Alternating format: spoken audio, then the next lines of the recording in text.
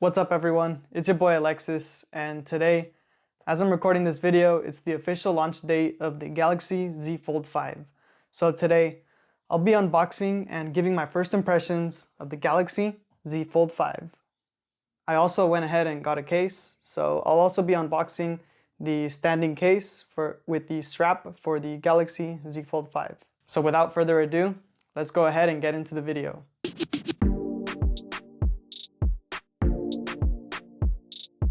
Alright, so I've got the Galaxy Z Fold5 right here.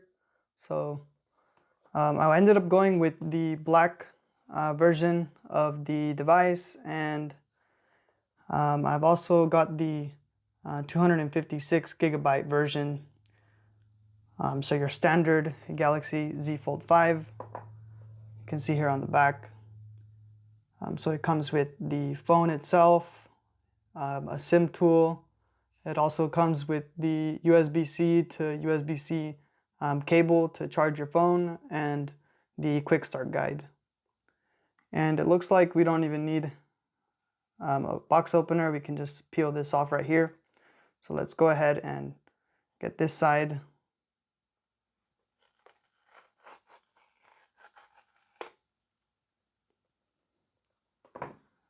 And let's get the other side.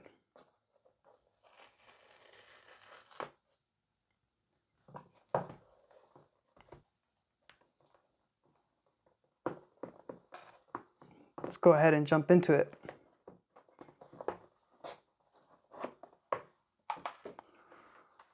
Ooh, okay. So, first we got here the fold. It's really snug in there. Okay, you can just peel it from here. Pull it. But nothing else on this side. But before we get to the phone, I just want to see what else we got. So we've got here most likely the charger, SIM tool, and the quick start guide. So we've got the charger, quick start guide,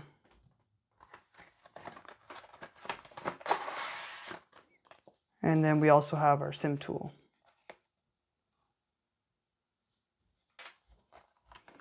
Let's go ahead and set all this also to the side, and let's get to the phone itself. Okay, so I've got the Galaxy Z Fold5 here. Let's go ahead and open it. Looks like you just peel it from right here.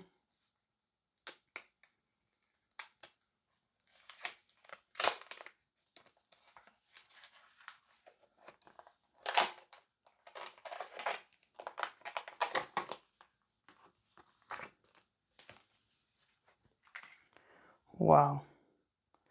So it does feel a little bit slimmer than the first, or compared to the Galaxy Z Fold 4. Right off the bat, it does feel a little bit like slimmer. And let's see if it folds, the first fold. And you'll notice now that when it folds, it actually folds flat now. Before, it used to have some like gap right here, but you can see that now the gap is very minimal. In fact, there's very little gap there. So the edges are well sealed when it folds. Let's open it, and it's smooth to open and close. So let's go ahead and power it on.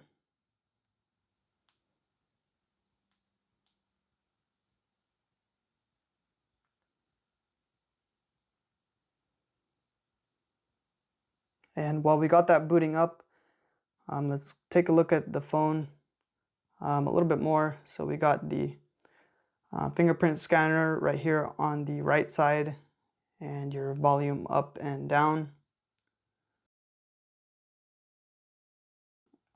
It looks like they really improved the hinge on this time around. It really does feel a lot better in the hand as well. So let's go ahead and go through the setup.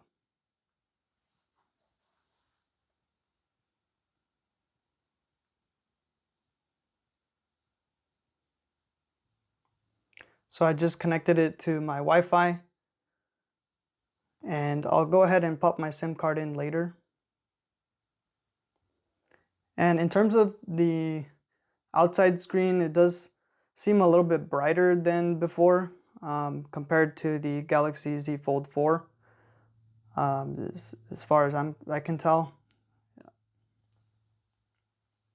So it does look like the outside screen is a little bit brighter. There isn't too big of a difference in terms of the sizes of the screens. So the outside screen is still going to be the same size as before. It's going to be a 6.2 inch display on the outside, and then on the inside we do have again the same size, which will be a 7.6 inch display. And again, some improvements in terms of the brightness on the outside. The screen aspect ratio is going to be very similar as before. Let's go ahead and get through the setup, and we are in.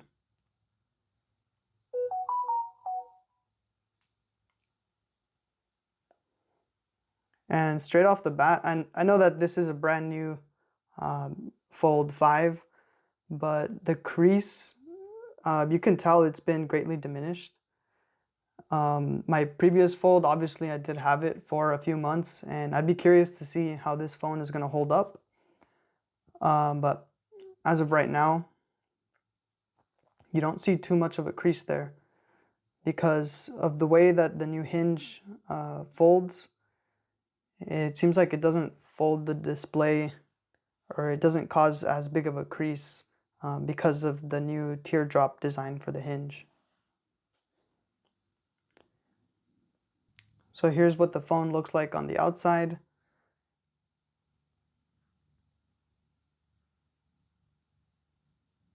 So when it comes to this year's Fold 5, you won't immediately tell the difference. However, they have greatly improved the hinge.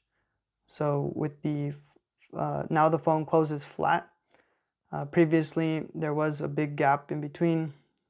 So now debris won't be able to get in as easily. Let's go ahead and try using the keyboard. Let's go to YouTube. And let's look for some rainforest B-roll.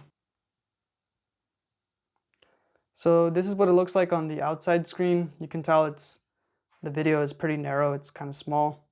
And then when you put it in landscape mode, it's not ideal, but you can for sure enjoy a video using the outside screen. But then let's go ahead and open it. And here's where you get the bigger view and angles. So you can watch it like this or in full screen. You will get some black bars here at the top and the bottom, but you can zoom in to fill the edges. It will crop out the sides of the videos a bit, but you will get a fuller picture. And as you can tell, you can't really see the crease that much, at least for right now. So they definitely did improve that aspect. And why don't we try doing some multitasking?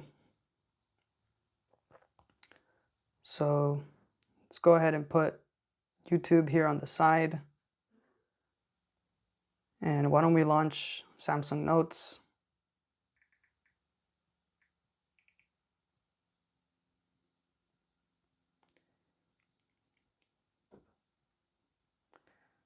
So let's just say I had to take some notes on this video.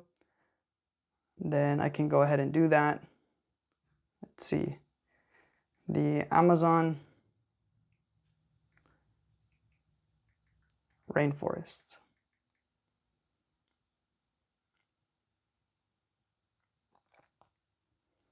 This is definitely a multitasking beast. If you want to be running multiple apps at the same time, you can definitely do that with this phone. And you can do more than 2 windows. However, I typically would find myself using 2 windows, but you can do 3 if you really want to.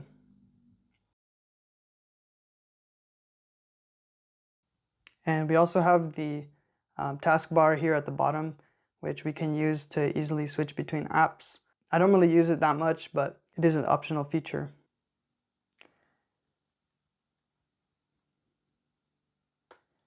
And I did go ahead and get a case for this phone right away. So why don't we go ahead and unbox that. So we've got here the standing case with the strap for the Galaxy Z Fold5. So it comes with the kickstand and with the strap as well.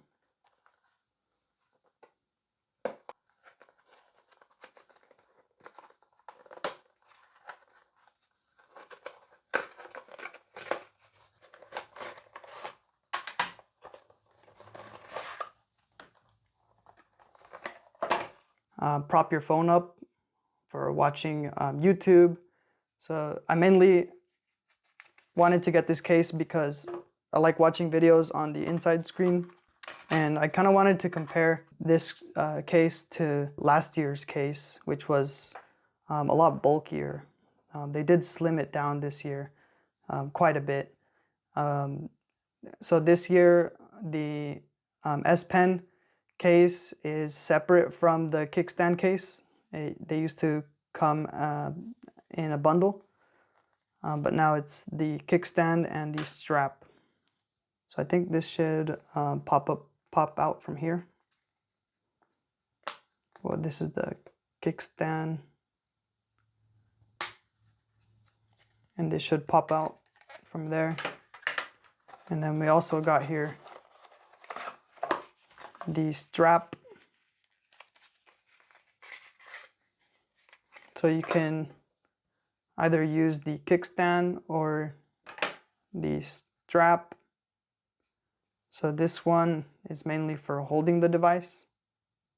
So you can hold it between the strap like this. And basically it would snap into place right here. But I did want to try it with the kickstand first, so I'm going to pop this out. So let's go ahead and install the case. So this side looks like it would just pop in. Let's remove this sticker first. So it looks like this side, I'm gonna have to probably fold it halfway.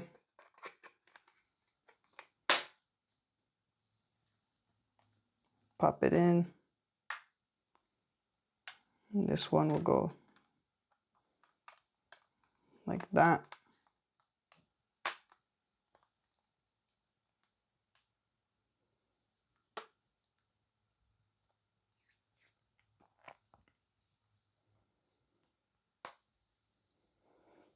And then the kickstand just pops in like this. So even with the case, it doesn't feel that bad in the hand. And then opens up like this. And now you'd be able to pull the kickstand out, put it up like this, and then you can play your video. And you don't really need a kickstand for this phone since you can watch it in flex mode. However, it is going to be a little bit more narrow, but you can use it in flex mode. But I like using the full screen, so if you flip it up, you can pull the kickstand out and use it like that. Let's go ahead and try out the strap attachment.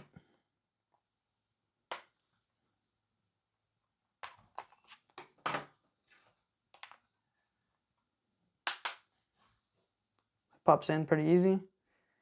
Then you just slide this down, and then you can hold it a little bit easier. You don't have to worry about dropping it. It's pretty nice. I kind of like this for if you're going out, but typically I like to use this one because you can set your phone up on the table or on your desk, and watch videos on the big screen. Finally, let's go ahead and take a look at flex mode in the camera, because I feel like this is one of the best features of the phone.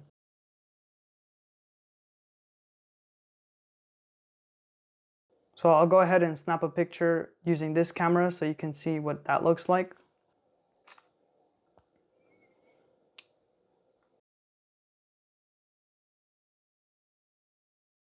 And honestly, it does take pretty good pictures. So let's go ahead and compare that camera to the camera under the display. So there is a camera on the inner screen. You can't see it when you're using other apps, but then when you're in the camera app, it does show up. And I did go ahead and snap a picture for comparison. So this is what the camera on the inside display looks like. So you can tell that they did greatly improve it. So this is the one on the outside, and then this is the one on the inside. So not too big of a difference here. So you can definitely see the improvement there. And then for the rear cameras, we have our main camera, we have the wide angle and the 3x zoom. So you can also use the screen on the outside as a preview. So you can go ahead and hit that, and you'll see here on the back, you can see a preview of the screen. You can also unlock the screen here and use the outer screen for taking a selfie using the rear cameras. So you can get higher quality video, and you can even set the phone down like that and go ahead and start recording yourself. And to return to the inside screen, just go like that. And you can actually prop the phone up like this, record a vertical video. It's very useful in many cases. And you can also angle it like this.